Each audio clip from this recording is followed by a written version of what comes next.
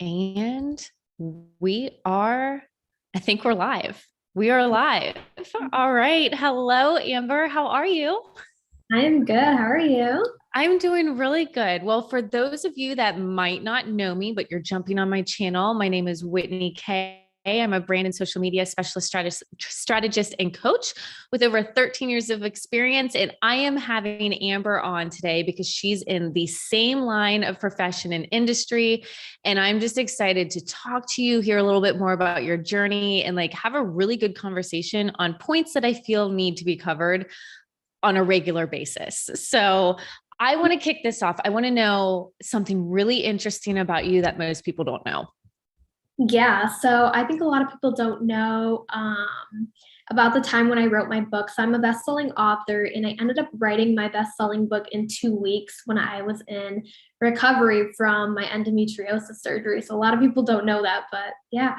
Oh my gosh, I have no idea. Well, I did see on Instagram that you say that you're an author. What's the book about?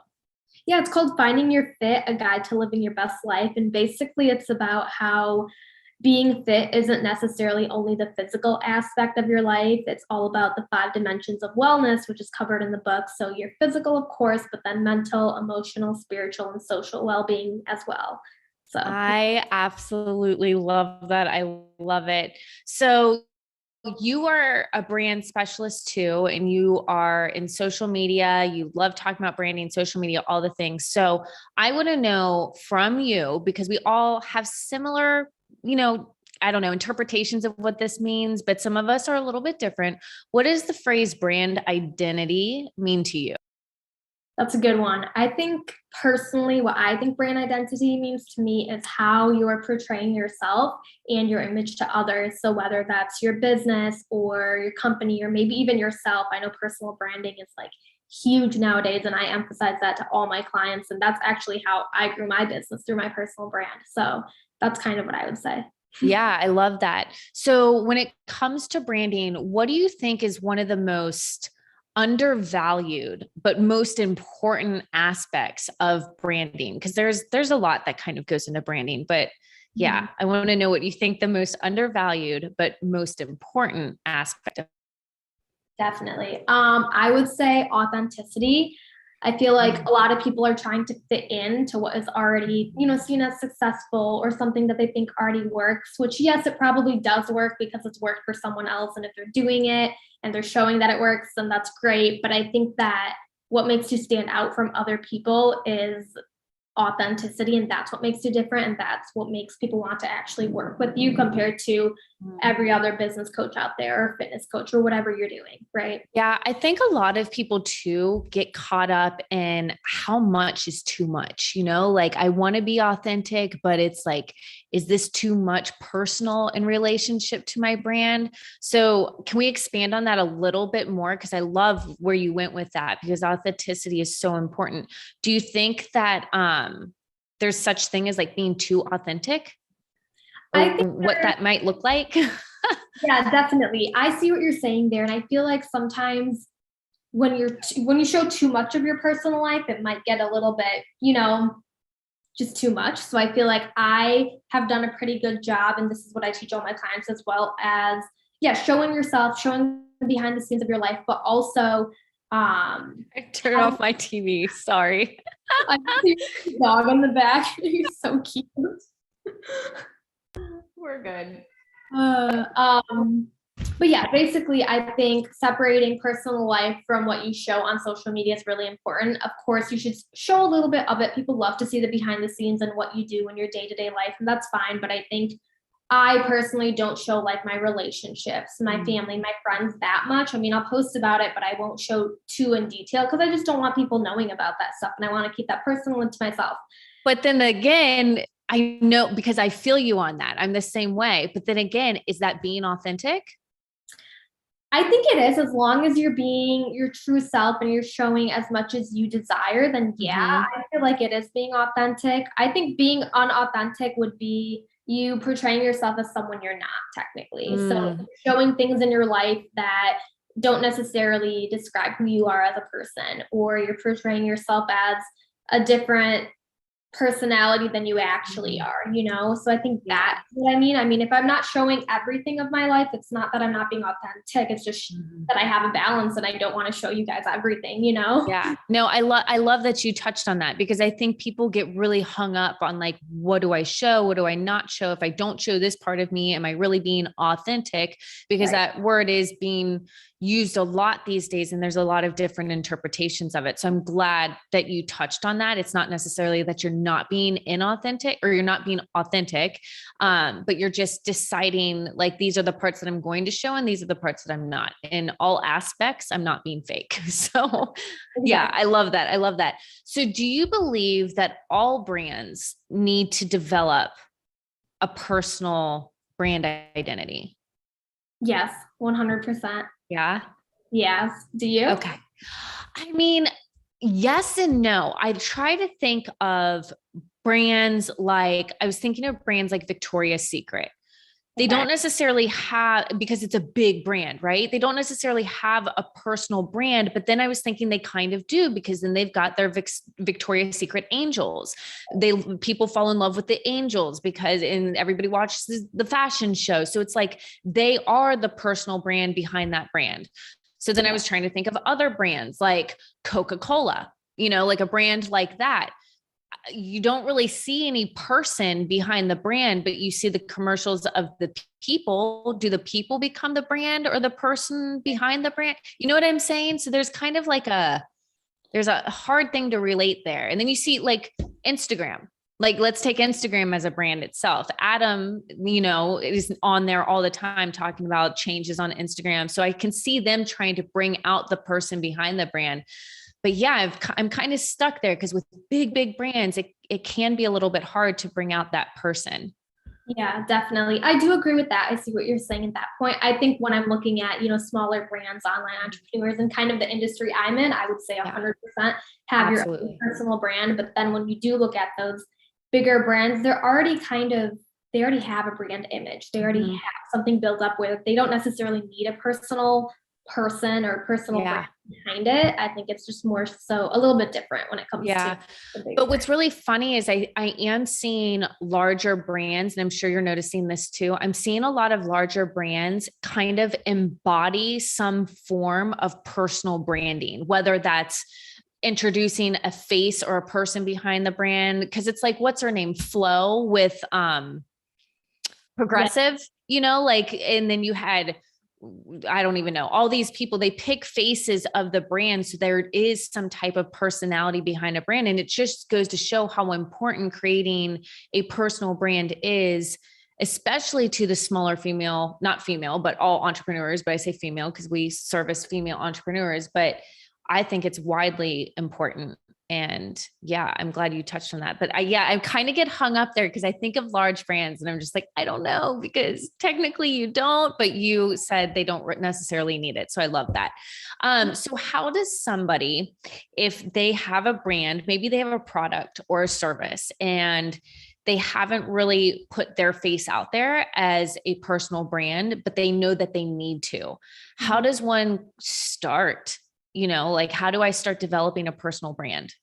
Right. I think social media is it. It's the easiest way to develop a personal brand in today's day and age. And especially with everything going on in the world right now, everything is literally online.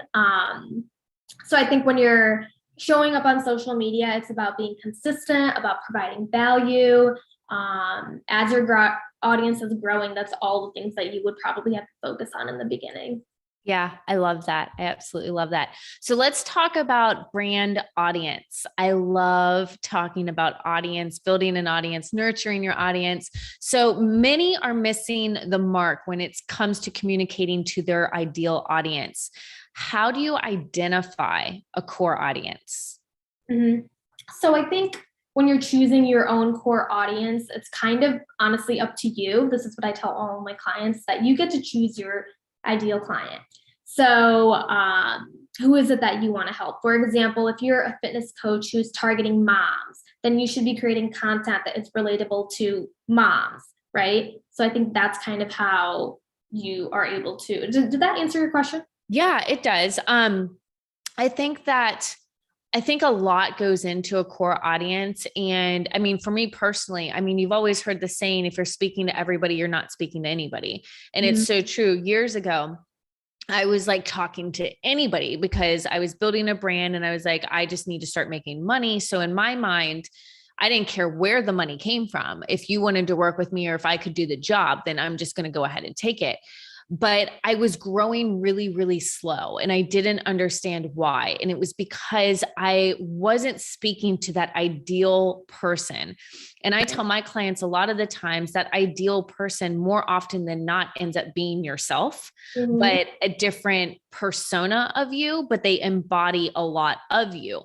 So I take my clients through like this whole, and I'm sure you do the same thing, but this audience discovery process where we really break down who it is that they're wanting to talk to. And in fact, one of the girls that's in my masterclass right now, she literally commented in the group on Facebook yesterday. And she's like, I'm not liking this assignment. Like, this is really hard for me because I feel like my products and my services can really help anybody.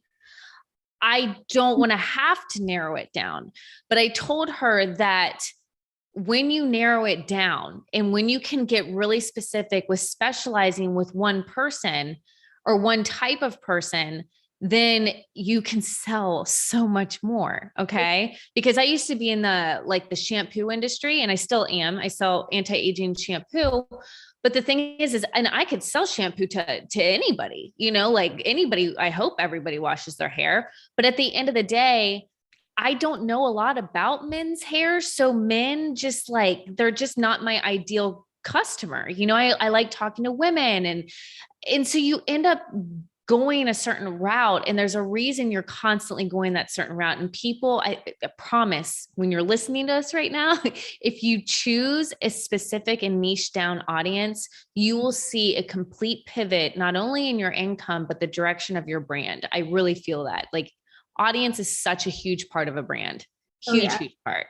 Definitely. I can 100% agree to everything you just mentioned. I've did the same thing where I, thought that, I want to help everyone. So I'm just going to be open to anyone who wants to work with me. And that didn't work. And I think also when you are so specific on who your ideal client is and who your audience is, you're able to charge a higher ticket as well. You're able to charge, or you're able to, help more people specifically to them. Because if you're targeting just everyone, and then let's say they do want to work with you and they do end up paying a lot, but then maybe they're not going to get that result that they desired because they're not your ideal client. So that kind of ruins your brand at the end of the day because you're not giving them exactly what they wanted because they weren't necessarily your ideal client. So kind of looking at it that way as well. 100%. Absolutely. So let's talk to those people where they're showing up on social media and it's like, I get it. I've been here. I've been you. Okay. You've been putting in the time, you've been creating the content, and it's like nothing's happening.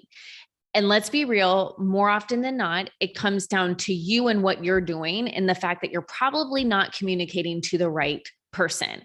So how can somebody determine whether or not they're actually talking to the right person, whether or not they're talking to their ideal audience? Like, is there a way that you would say that maybe you could figure that out? Yeah, for sure. I think first of all, taking a look at who your ideal client is, of course, so looking at their pain points, their pleasure points, their goals, their desires, what are they afraid of, kind of looking at everything and having like an actual person who your ideal client is, like having a fake person, naming that person and saying where they would be living, all this stuff. Of course, it's not going to be as perfect. Your ideal client might not be that way, but I think that just having that down will help you kind of narrow it down in a little bit of a way. And then from there, when you're creating content, I think this is key, like making sure your content is related to your ideal client so that you can actually help them. And then, also, let's see, I had something else that I was going to say, but it slipped my mind. So the content. It's okay. You think, and I'm going to throw in something while you're thinking. I think one of the best ways too, that you can maybe determine if your current audience is your audience is, especially in places, because I know you can do it on Facebook. I know you can do it on Instagram. I think you can do it on LinkedIn, but poll your audience, like poll them, ask them questions about them, ask them questions like Amber just said, that relate to your ideal audience member and see if they respond as your ideal audience member. If you're not getting any responses, sorry to say it, ladies, you're probably not communicating to the right person. Although there are some times where I put up non-related poll questions and like, I never get a response, but so don't like hold it to it right there, but like maybe even email some of your friends and be like, is my brand making sense for this ideal person? Have people tell you the truth. Honestly, all about your messaging as well and how you're communicating, your messaging and clarifying it and also making it very specific. I think the more specific you are, the easier it is for you to relate to other people. 100%. Yeah. So that would probably be that for sure. I and love that. If people aren't reaching out to you, like, and you're talking about your services and your products, then it's not working, right? So then, you need to change something. Is it your messaging? Is it, your ideal client? Is it this or is it that? Try different things out one by one and kind of see what people will start reaching out to you from. Yeah. It doesn't necessarily have to be, sorry. It doesn't. No, you're fine. You're fine. Go for it.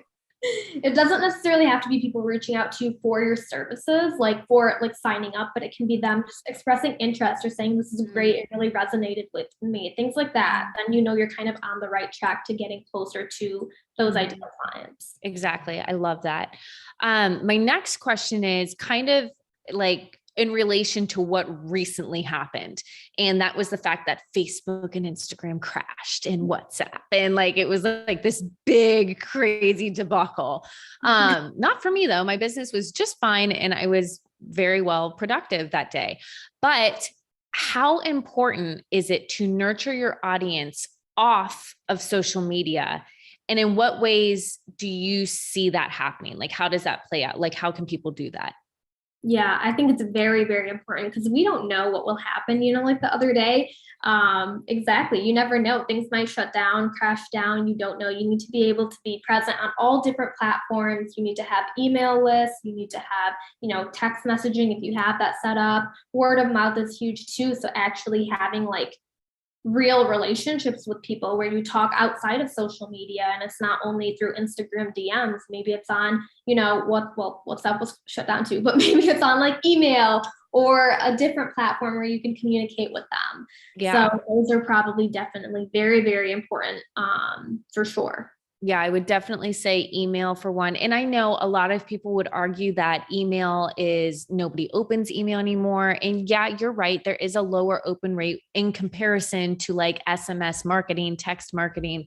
However, email that day, I sent out an email to over 7,000 people. And I'll tell you what, I got back more responses in a single day. I'm surprised my email didn't crash. Like I got so many responses back from people that are like, oh my gosh, I knew something was wrong. I knew I could rely on you for at least sending me a message or thank you, or thanks for the update, like little responses. But trust me, when things shut down or things aren't working, people need another way to go. And if you don't provide that way for your following, not even clients, they don't even have to be clients, just your following, your audience, I think that you're hugely missing out. So nurturing your audience outside of social media is key.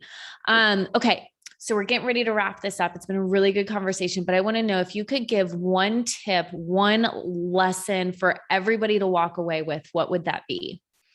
Ooh, that's a hard one. I feel like there's so many I could give.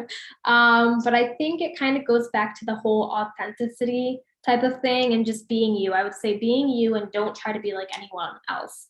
I think that in the world that we're living in today, this really resonates with a lot of people in all different aspects of life, whether you're in entrepreneurship or you're an employee, you're working for someone else, or a student. I think so many people always want to try to fit in. But when you stand out, when you are different from other people, you're going to stand out. And that's the best way to, be known and actually become more successful. And I've realized that throughout my own time, my clients' own, journeys and all of that. So just be you.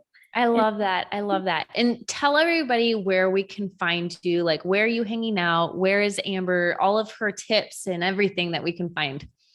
Definitely. So social media is huge for me. I'm present on all platforms. I think the main one, my primary platform, is definitely Instagram. So it's just Amber Farooqui, my name, and then Facebook as well as Amber Farooqui, TikTok as well. I think on Instagram, all of my social medias are listed in the link below. So awesome. Well, Amber, thank you so much. This was such a fun conversation. And I hope that everybody that is watching found value in it. And if you did, go ahead and just tap that share button and share it off